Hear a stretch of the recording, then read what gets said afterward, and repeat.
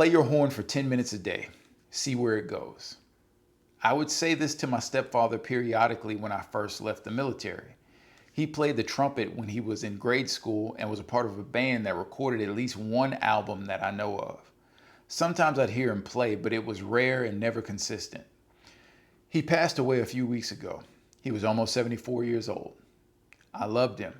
I'm going to miss him. From about age 8 on, he was my father. He and my mother had problems early in their relationship, probably up until I was 18 and went off to college. There was often quite a bit of tension in the house because he and my mother were in conflict for some reason. However, my relationship with him was always pretty good. I respected him because he worked hard and he was loyal to his family. In my college years, I began to notice a different side of him. What I noticed initially in his words was a sense of bitterness and regret. There were specific times when he would reflect on walking away from his music career. He stopped playing music decades ago because his wife at the time was pregnant. He felt he needed to focus purely on a stable income to support his growing family at the time. He put his passion down because it didn't provide immediate financial security. In many ways, it was a sensible choice. However, I could always hear regret in his voice for letting go of his dream. He worked in the hotel and restaurant industry for 50 plus years. He was professional. He was always on time. He dressed professionally. He was well respected by his coworkers.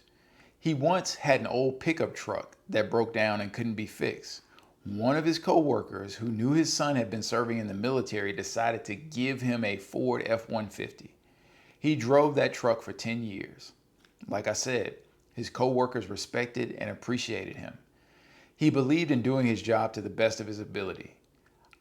I know he didn't enjoy his job because he said so periodically, but he believed in providing and he believed in honoring his commitments. I respect him deeply for this. However, I really believe he would have died a happier man had he given more energy to taking better care of his health and playing music. He enjoyed music. Furthermore, he enjoyed being a musician. I never once saw him excited about heading off to work. But when he would talk about music, his whole being would light up. Why not give 10 minutes a day to that activity? He had a huge vinyl record collection. He had a vintage reel-to-reel player, 8-track player, and record player. He enjoyed collecting and listening to music. But I think his soul was in playing music and being with other musicians. I think he missed it a lot. My recommendation to him to just play for 10 minutes a day, a few times a week, was similar to what I do with people trying to implement new exercise habits. Start slow with a very simple target and let the momentum build over time. Just like I tell people to commit to walking for 10 minutes daily or doing a few stretches daily, I was trying to get my stepfather to make a small, regular investment in an activity that he knows makes him happy. Of course, it isn't that simple. He would have been in his early 60s when I first started encouraging him to begin playing his horn. He probably struggled with the fact that he couldn't make the same sound with the instrument that he did when he was younger. His lung capacity and the strength of his lips against the mouthpiece would have been totally different from how he remembered it when he was young. He also smoked cigarettes like a chimney. I'm sure that had something to do with his diminished lung capacity. Also, it probably haunted him that he ever stopped playing to begin with. Therefore, picking up the instrument at a later point in life probably was both exhilarating to some extent and heartbreaking in another way. Like I always say, suffering in life is guaranteed. You might as well suffer for something that you want to do. There's also the fact that he was a baby boomer. That generation, in my experience, was indoctrinated in the idea of job stability over all other things. It didn't matter what the job was as long as it provided a stable income and some measure of a middle-class life. This is my opinion, and it's a generalization about a big group of people in the baby boomer generation, so take it with a grain of salt. However, when I was quitting my engineering job, it's people in that era that were the most shocked and resistant to such a course of action. It seemed like for them, being happy or content in life was highly contingent upon the material existence your job afforded you.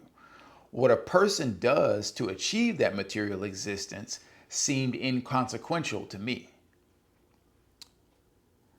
I think this mindset has started to shift in my generation, the millennial generation, and younger generations. But I think we have to be careful not to swing too far the other way.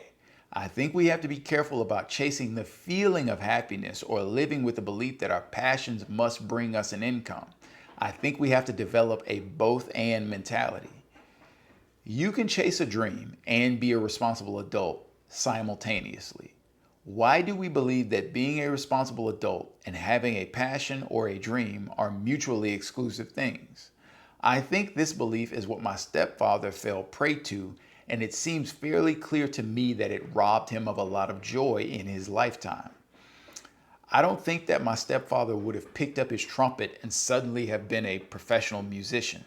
But I do think playing, teaching, and being in the local music community would have made him a happier man. I don't know exactly what to call it anymore. Passion, dream, interest, hobbies, etc. It seems like there are things in life we must do in order to live, like work for an income, keep the house clean, or cook food. There are also things in life that we do because they make life more enjoyable and satisfying. It also seems like these things have the same result. If you don't work and make money, you won't be able to meet basic needs and there won't be any joy.